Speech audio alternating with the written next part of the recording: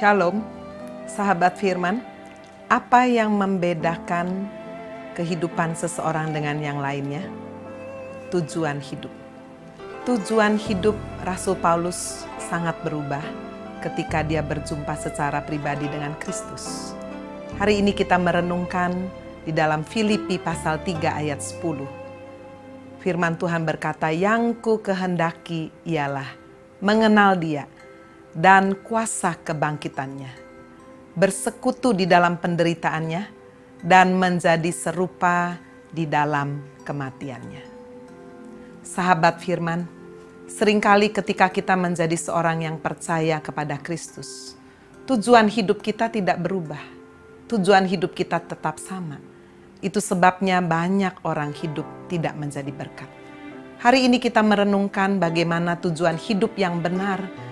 Yang pertama adalah mengenal Kristus dan kuasa kebangkitannya.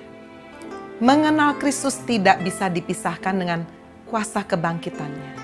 Sebab ada banyak orang yang hebat di dunia ini. Orang yang saleh, orang yang baik, orang yang pandai, orang yang memiliki otoritas. Tetapi hanya Kristus yang setelah mati menderita bagi kita semua, lalu bangkit kembali pada hari yang ketiga. Itu sebabnya mengenal Kristus dan kuasa kebangkitannya seharusnya boleh menjadi tujuan hidup yang pertama dalam hidup ini. Sehingga kita terus-menerus akan menjalani kehidupan dengan sasaran yang tepat. Yang kedua adalah boleh bersekutu di dalam penderitaannya.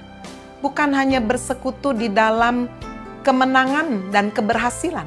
Ada banyak dari kita menjadikan Kristus hanya sebagai satu alat menolong kita supaya mencapai tujuan kita untuk happy, untuk berhasil, untuk sembuh, bahagia, dan sebagainya. Tapi untuk menderita bagi Dia, kalau bisa dijauhkan dari itu. Tapi hari ini, biarlah ini menjadi tujuan hidup kita yang kedua. Bersekutu di dalam penderitaannya. Kita juga perlu menyangkal diri, berani berkata tidak terhadap keinginan daging, berani berkata tidak terhadap hal-hal yang tidak benar, korupsi, menyalahgunakan kedudukan, atau berselingkuh, atau hal-hal yang lain yang tidak sesuai dengan firman. Itu kita sama dengan kita berani bersekutu di dalam penderitaan Kristus.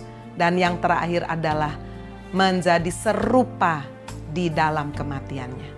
Bukan berarti kita harus mati sama seperti Kristus disalib. Salib itu sungguh menjadi kekuatan bagi orang percaya. Tetapi menjadi serupa dalam kematiannya artinya hidup Kristus yang menjadi berkat bagi banyak orang. Biarlah itu juga menjadi tujuan hidup kita yang ketiga. Hidup kita menjadi berkat, memuliakan Tuhan, dan sungguh-sungguh berguna bagi banyak orang. Apapun profesi Anda, pengusaha, karyawan, ibu rumah tangga, kita bisa hidup menjadi berkat dan memuliakan Allah. Amin. God bless you.